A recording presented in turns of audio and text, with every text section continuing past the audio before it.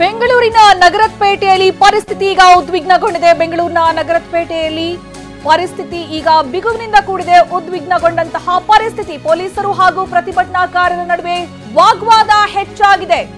ಹನುಮಾನ್ ಚಾಲೀಸಾ ವಿಚಾರವಾಗಿ ಶುರುವಾದಂತಹ ಗಲಾಟೆ ಇದೀಗ ಪ್ರತಿಭಟನಾಕಾರನ ಹತ್ತಿಕ್ಕೋದಕ್ಕೆ ಪೊಲೀಸರ ಮುಂದಾದ್ರು. ಶಾಸಕರನ್ನ ಎಳೆದಾಡಿದಂತಹ ಒಂದು ಘಟನೆ ಕೂಡ ನಡೆಯಿತು ಪೊಲೀಸರಿಂದ.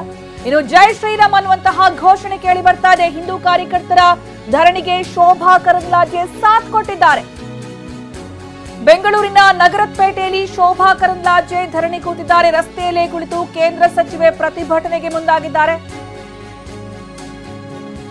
ಈ ಸಂದರ್ಭ ಪೊಲೀಸರು ಕೂಡ ಶೋಭಾ ಕರಂದ್ಲಾಜೆಯವರನ್ನ ವಶಕ್ಕೆ ಪಡೆಯುವಂತಹ ಪ್ರಯತ್ನಕ್ಕೆ ಮುಂದಾದ್ರು. ಹಿಂದೂ ಕಾರ್ಯಕರ್ತರ ಧರಣಿಗೆ ಶೋಭಾ ಕರಂದ್ಲಾಜೆ ಸಾಥ್ ಕೊಟ್ರು. ಶಾಸಕ ಸುರೇಶ್ ಕುಮಾರ್ ಕೂಡ ಈ ಸಂದರ್ಭ ಪ್ರತಿಭಟನೆಯಲ್ಲಿ ಪಾಲ್ಗೊಂಡಿದ್ರು. ಪೊಲೀಸರ ಜೀಪ್ಗೆ ಅಡ್ಡಲಾಗಿ ನಿಂತಿದ್ರು. ಇನ್ನು ಶೋಭಾ ಅವರನ್ನ ವಶಕ್ಕೆ ಪಡೆಯೋದಕ್ಕೆ ಪೊಲೀಸರು ಎಳೆದಾಡ್ತಾ ಇರುವಂತಹ ಕೇಂದ್ರ ಸಚಿವೆಯನ್ನ ಎಳೆದಾಡ್ತಾ ಇರುವಂತಹ ದೃಶ್ಯ ನಾವೀಗ ಗಮನಿಸ್ತಾ ಇದ್ದೀವಿ. ಪೊಲೀಸರು ಅಂತಿಮವಾಗಿ ಬರ್ತಾರೆ, ಪಾಕಿಸ್ತಾನ ಜಿಂದಾಬಾದ್ ಅಂತಾರೆ, ಇನ್ಯಾರೋ ಬರ್ತಾರೆ, ಮಕ್ಕಳಿಗೆ ಆಸಿಡ್ ಹಾಕ್ತಾರೆ, ಅವರ ಮೇಲೆ ಯಾವುದೇ ಕ್ರಮ ಆಗಲ್ಲ. ನಿನ್ನೆ ಇಲ್ಲಿ ಹನುಮಾನ್ ಚಾಲೀಸಾ ಸಿಡಿ ಹಾಕಿದಂತ ಯುವಕರ ಮೇಲೆ ಇಷ್ಟೊಂದು ದೌರ್ಜನ್ಯ ನಡೀತಾ ಇದ್ರೆ ಕಾಂಗ್ರೆಸ್ ಸರ್ಕಾರ ಏನ್ ಮಾಡ್ತಾ ಇದೆ? ಕಾನೂನು ಸುವ್ಯವಸ್ಥೆ ಮೇಲೆ ಹಿಡಿತಾ ಇಲ್ಲ. ತಕ್ಷಣ ಪರಮೇಶ್ವರ್ ಅವರು ರಾಜೀನಾಮೆ ಕೊಡಬೇಕು. ಅಲ್ಪಸಂಖ್ಯಾತರನ್ನ ಓಲೈಕೆ ಮಾಡುವುದಕ್ಕಾಗಿ ಇದೆಲ್ಲವನ್ನ ಮಾಡ್ತಾ ಇದ್ದಾರೆ ಕಾಂಗ್ರೆಸ್ ಅವರು. ಕಾಂಗ್ರೆಸ್ ಬಂದಾಗ, ಸಿದ್ದರಾಮಯ್ಯನವರು ಬಂದಾಗ ಹಿಂದೂ ವಿರೋಧಿ ನೀತಿಯನ್ನು ಅನುಸರಿಸ್ತಾ ಇದ್ದಾರೆ. ಅದಕ್ಕೆ ಇದೊಂದು ಉದಾಹರಣೆ.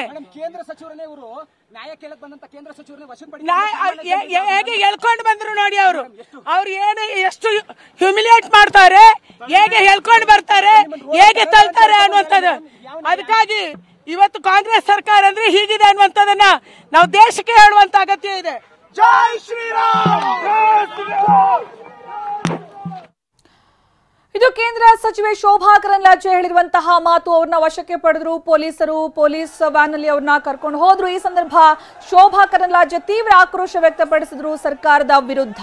ಗೃಹ ಸಚಿವರು ರಾಜೀನಾಮೆ ಕೊಡಬೇಕು ಅನ್ನುವಂತಹ ಆಗ್ರಹ ಮಾಡಿದ್ರು.